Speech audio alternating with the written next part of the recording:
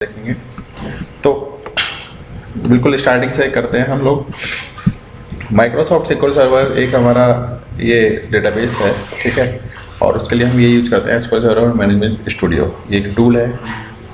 इसके लिए कहाँ से ओपन करेंगे, या तो शॉर्टकट नहीं है तो आपके पास सर्विसेज से मिलता है ये सारी चीज़ें जो भी इंस्टॉल होती हैं। ये हो गया 2012 एक वर्जन आया हुआ है लेटेस्ट, इसका वो हमने इंस्टॉल किया हुआ है। SQL सर्वर मैनेजमेंट स्टूडियो यहाँ पर आपको मिल जाएगा। यहाँ पे आप इसको, यहाँ से आप इसको स्टार्ट कर लो। ले जाऊँगा हाँ, को स्टार्ट कर दिया है मैंने।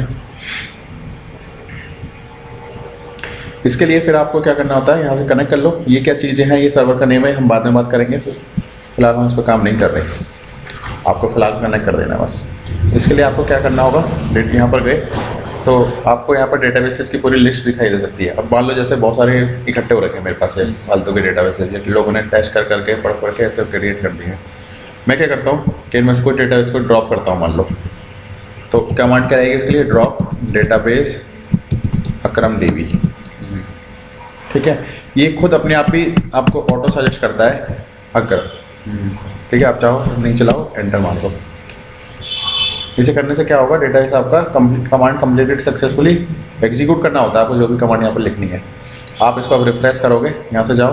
रिफ्रेश करने के दोनों तरीके हैं, या तो सिलेक्ट करना पड़ता है पहले उस चीज़ को जिसको भी आपको रिफ्रेश करना है। रिफ्रेश कर दो या ऊपर से रिफ्रेश कर दो, तो आप देखोगे कि यहाँ से वो गायब हो गया अकरम DB। उसके बाद और बहुत सारे डेटाबेसेज हैं, अनिल DB है, ये भी गया। उसके बाद चांस है, CHANC। आप देख रहे हो कि इनमें कुछ डिफरेंट लग रहा है, ये वाले डेटाबेसेज में, इन सब में है ना, इसमें तो ये सब बाद में आपको समझ में आ जाएगा चीज़ें, जैसे जैसे आप पढ़ोगे। इनके साथ कुछ किया हुआ है तो इसलिए ऐसा हो गया ये डेवरेपी DB1। तो मैं इसको डिलीट ड्रॉप कर दे रहा हूँ जिससे कि मेरा स्पेस भी थोड़ा खाली हो जाए। आपने देखा ही मेरी सारी डिस्क फुल हो रखी है, फाइल G। लेकिन यहाँ पर क्यों शो हो रहे हैं मे बी मुझे, क्योंकि मैंने रिफ्रेश नहीं किया है। गुड, ठीक है। इंडेक्स टेक्स्ट,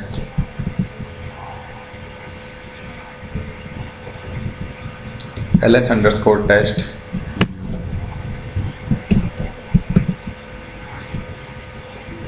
इसी तरह से और क्या है, MyDB9, MyDB99,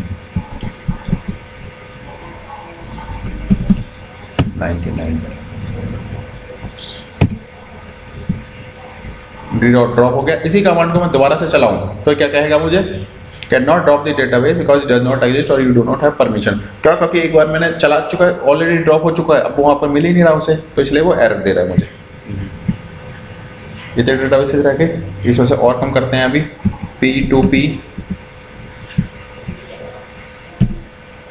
मल्टीपल नहीं करते सर ये? नहीं, सबके लिए अलग अलग कमांड लिखनी पड़ेगी। Tail log backup demo, test1, orphan test,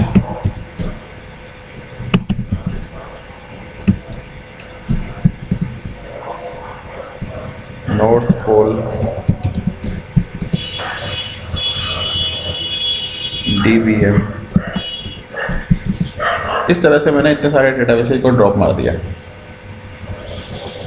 इनमें से कुछ डेटाबेसेस को ड्रॉप नहीं मारने दे रहा क्योंकि उनके साथ कुछ हो रखा है, ठीक है। तो वो कह रहा है डिपेंडेंसी है कि भाई तुम ऑलरेडी इसमें कुछ कर रखे, काम किया हुआ है आपने, इसे डिलीट मत करो। खैर, अब बात हमने ड्रॉप के सबसे पहले देख लिया, जो सबसे एंड में देख लिया था हमने, कोई बात नहीं है। अब हम देखते हैं डेटाबेस क्रिएट कैसे करोगे। डेटाबेस क्रिएट करने के दो तरीके हैं, या तो आप डायरेक्टली कमांड लिख दो, क्रिएट डेटाबेस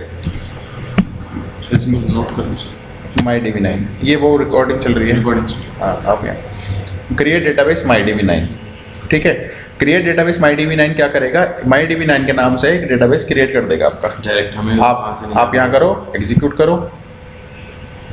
जब ये कंप्लीट आ जाए, इसका मतलब वो काम हो चुका है हमारा। कुछ एरर आ जाएगी तो फिर नहीं होगा काम। तो इसको रिफ्रेश करता हूँ मैं, गया MyDB99। या आप राइट क्लिक करो यहाँ पे डेटाबेसेस के ऊपर, न्यू डेटाबेस करो और MyDB999। सेम नाम से नहीं क्रिएट कर सकता, सेम नाम से दो डेटाबेस तो क्रिएट हो नहीं सकते, वो एरर दे देगा क्योंकि इस नाम से तो ऑलरेडी डेटाबेस मेरा क्रिएट हो रखा है। तो अब ये तो आ गए। मान लो इसी कमांड को मैं दोबारा से चलाता हूँ तो ये क्या बोलेगा, भाई इस नाम से तो ऑलरेडी एक डेटाबेस है, अब मैं क्रिएट नहीं कर सकता, एक ही बार तो होगा बस। देखो database my name already exist, choose a different database name. आगे चीज़ें समझ में हैं? ओके चलो, अब हमने 2 डेटाबेस बना दिए। अब आप क्या करोगे, लास्ट में इनको ड्रॉप करोगे। ड्रॉप के लिए क्या कमांड बताई मैंने आपको अभी, ड्रॉप डेटाबेस MyDB99। ठीक है, इसको ड्रॉप कर देते हैं। तो अब आपका ये डेटाबेस मेरा ड्रॉप हो गया, ये डेटाबेस बचा गया। ओके आगे चलते हैं। अब करते हैं हम टेबल क्रिएशन। टेबल क्रिएशन की देखो, SQL सर्वर की अच्छी चीज़ ये है कि इसमें 80% काम आपके दोनों तरह से हो सकते हैं, GUI से भी, जो आपका ग्राफिकल यूजर इंटरफेस है जैसे हम कर रहे हैं अभी, या आपके कमांड से भी हो सकता है। ठीक है, तो जैसे हमने डेटाबेस देखा, हमने क्रिएट कमांड से भी करके देखा और राइट क्लिक करके भी, GUI से भी। इसी तरह से टेबल भी आप यहाँ से भी क्रिएट कर सकते हो और यहाँ से भी क्रिएट कर सकते हो, कमांड के थ्रू भी। कमांड के थ्रू क्रिएट करने का क्या तरीका है, क्रिएट टेबल EMP, कोई भी नाम दे दो, ये हो गया। अब इसका कॉलम का नेम ID नाम का एक कॉलम हो गया, फिर उसका टाइप इंटीजर, एक कॉलम दे दिया, फिर दूसरा nVarchar, और अंदर इसके कितने कैरेक्टर लेगा वो, ये हो गया। उसके बाद कुछ और देना हो, मान लो सिटी, nVarchar ही होगा ये भी, और 200। ठीक है, ये हो गया हमारा टेबल बन गई बस। तो इसको सेलेक्ट करो। मैंने आप सेलेक्ट इसी को केवल क्यों किया, क्योंकि ये पूरा कोड है यहाँ से वहाँ तक का टेबल क्रिएशन का, और सेलेक्ट क्यों किया है वो आपको मैंने पहले ही बता चुका हूँ। क्यों, क्योंकि अगर मैं ये नहीं चलाऊंगा तो वो ऊपर की एक पहले यहीं पर फेल हो जाएगा, क्योंकि वो इसको क्रिएट ही नहीं कर पाएगा डेटाबेस को, फिर इसको चलाएगा, फिर इसको चलाता, डेटाबेस सब मेरा एक उल्टा सुल्टा हो जाता। इसलिए एक एक कमांड करके चलानी होती है। टेबल क्रिएट हो गई, तब आप देखोगे तो टेबल की लिस्ट में एक टेबल आ गई होगी, अभी नहीं दिख रही, रिफ्रेश करता हूँ। उप्स, प्रॉब्लम क्या हुई है मेरे, देखो प्रॉब्लम ये हुई है क्योंकि ये किस डेटाबेस में चलनी है, ये कैसे पता लगेगा हमको, यहाँ से मास्टर डेटाबेस में, ये मास्टर डेटाबेस के अंदर चल गई। हमें चलानी कौन सा डेटाबेस के अंदर थी, MyDB9 के अंदर। ठीक है, तो मास्टर डेटाबेस जो होता है यहाँ पर होता है सिस्टम डेटाबेस के अंदर। यहाँ देखो मास्टर डेटाबेस, आप देखोगे तो ये टेबल यहाँ क्रिएट हो गई होगी EMP। तो जरा सी हमने ध्यान नहीं दिया और उसकी वजह से इतनी गड़बड़ हो गई। हमें दोबारा से चलानी हो कोई प्रॉब्लम नहीं है, कोई कमांड तो है ही हमारे पास अभी भी, बस सेम कमांड हमें अब दूसरे डेटाबेस में चलानी है। उसके लिए हम क्या कर सकते हैं, या तो यहाँ से MyDB9 सेलेक्ट कर लो, या फिर मैंने आपको कमांड बताई थी यूज MyDB9। सब कमांड नहीं है सर इसमें तो, हैं? सब कमांड पर ही डिपेंड है।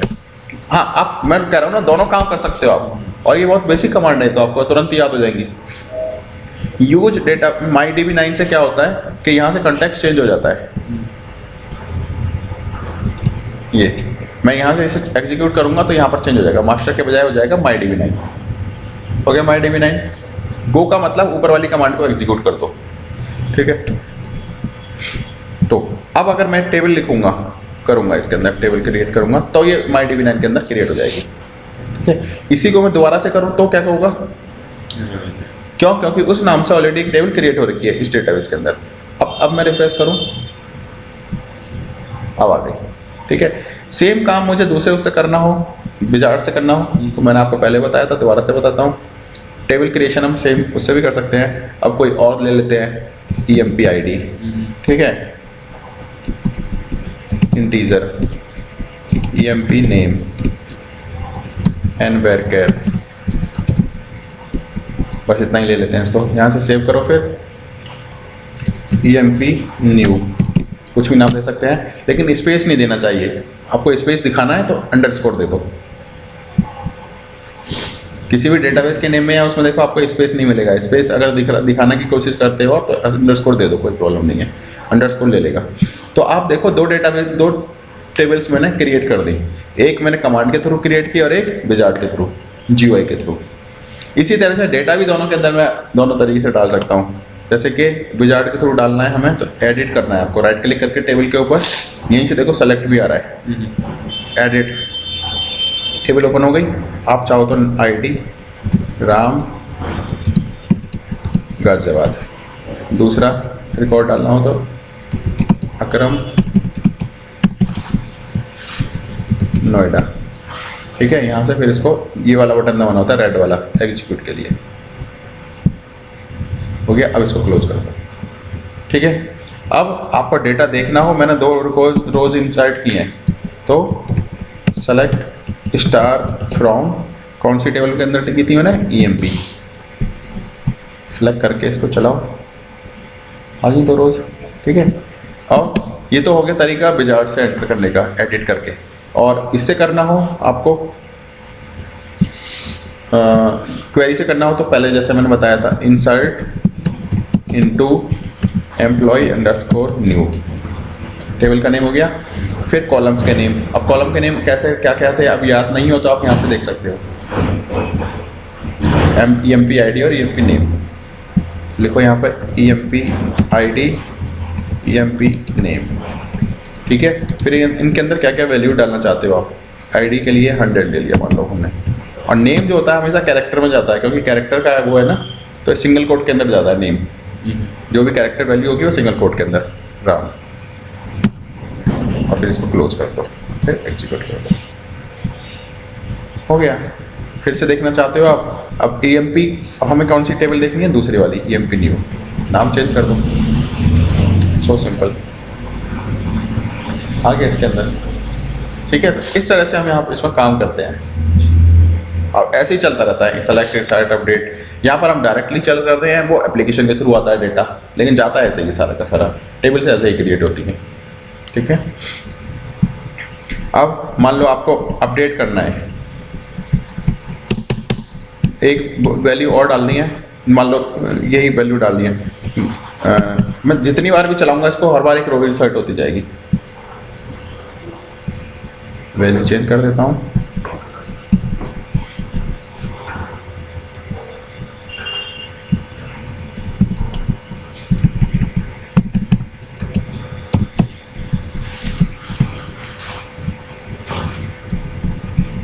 डेटा देखना चाहूँ,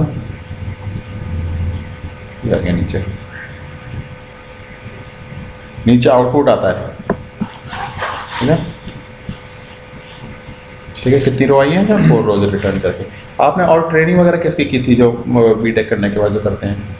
ट्रेनिंग नहीं की थी सर, बस अपना बीटेक किया था, उसके बाद पापा की तबीयत ज़्यादा खराब हो गई थी, ऐसे बिजी थे चले गए। अच्छा, लोग करते हैं ना जावा .NET इन सब? नहीं सर, मैं किसी ने नहीं की, ना ऋषभ ने की, ना मैंने की। अच्छा, ठीक है। और ऋषभ क्या कर रहा है फिर अभी? सर ऋषभ तो यहाँ से हमने ऐसे किया। अब मान लो अपडेट करना है हमें, तो अपडेट टेबल का नेम EMP न्यू, सेट, क्या वैल्यू चेंज करना चाहते हो आप? मान लो श्याम करना चाहते हो आप, घनश्याम, तो कोई सी एक वो लेना पड़ेगा आपको, वेयर कंडीशन लगानी पड़ेगी। सेट नेम, क्या नेम करना चाहते हो आप, घनश्याम, ठीक है। अगर आपने केवल इतनी क्वेरी चला दी तो क्या करेगा, सबका नाम घनश्याम सेट कर देगा। लेकिन हमें ऐसा करना नहीं है, हमें केवल एक किसी पर्टिकुलर करना है, श्याम वाले का। तो वेयर या तो EMP ID ले लो, 102, हाँ, इक्वल 102, ठीक है। EMP नेम है, नेम नहीं था, हो गया। देखना चाहें फिर से, देखने के लिए आपको हमेशा सेलेक्ट की जरूरत पड़ेगी, तो नाम श्याम के बजाय हो गया घनश्याम, ठीक है।